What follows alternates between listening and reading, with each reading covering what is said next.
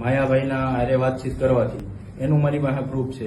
એના છોકરાએ મને કોલ કર્યો છે એનું મારી પાસે પ્રૂફ છે. જયરાજભાઈ, પછી એના ભાઈ રાજુભાઈ બોવડાના એમને પણ મને કોલ કર્યો છે એનું પણ મારી પાસે પ્રૂફ છે. અને મારા એક મિત્ર છે એમને કોલ કર્યો છે કે નવનીત ક્યાં છે એ બધી મારી બધી ડિટેલ માહિતી પૂછી છે. ને અત્યારે જે ડીવાયએસપી સાહેબે આખો મારો કેસ ડાયવર્ટ કરી દીધો છે.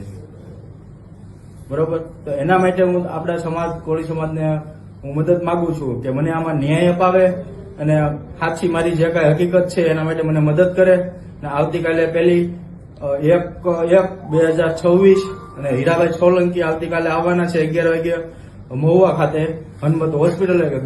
દરેક સમાજના આગેવાનોને મિત્રોને બધાને મને સાથ સહકાર આપવા અહીંયા આવવું મારી નમ્ર વિનંતી છે. મને ન્યાય અપાવવા માટે મારા સમાજની જરૂર છે. આ તદ્દન મારી હારે ખોટો અન્યાય થઈ રહ્યો છે. આ જે કાંઈ બધું આ મને માર્યો છે ઢોર માર, એક મારી નાખવાનું એક કૃત્યુ જેવું, એના પણ વિડીયો મારી પાસે છે. બરોબર, મારે કોઈ એની એ લોકો સાથે કોઈ અગાઉની કોઈ પણ અદાવત છે નહીં. બરોબર, ક્યારેય પણ કોઈ પણ જાતનો મારી કઈ અણબનાવ બન્યો જ નથી. આ જે કઈ મેટર બની છે આ માયાભાઈની માફી માંગવાથી જ આ મેટર બની છે. એના છોકરાને લાગી આવ્યું કે મારા બાપા પાસે માફી મગાવી એના કારણેથી જ આ વસ્તુ બની છે. અને આ પોલીસ જે છે અત્યારે એ લોકોને છાવરે છે. અને પોલીસ આરોપીઓના નિવેદન ઉપર એની ફરિયાદ નો ઓલું કરે છે. બરોબર, તો ફરિયાદીના નિવેદન ઉપર એને ફરિયાદ કરવાની હોય કે આરોપીના?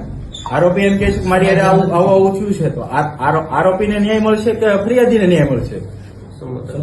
સમાધાન આજે મારે નથી કરવું, કાલે નથી કરવું, ક્યારેય પણ નથી કરવું. અને મારી ભલે ફરી વખત નાખે હું ભલે મરી જાઉં. બરોબર, હું આજીવન એ લોકોની સાથે લડવા તૈયાર છું. સમાજ મારી સાથે છે. તો દરેકને મારા નમ્ર વિનંતી છે આવતીકાલે મને સાથ અને સહકાર આપવા દરેક સમાજ આવતીકાલે આવે. તારીખ 1/1/2026, ટાઈમ 11 વાગે. દરેકને આવવા મારી નમ્ર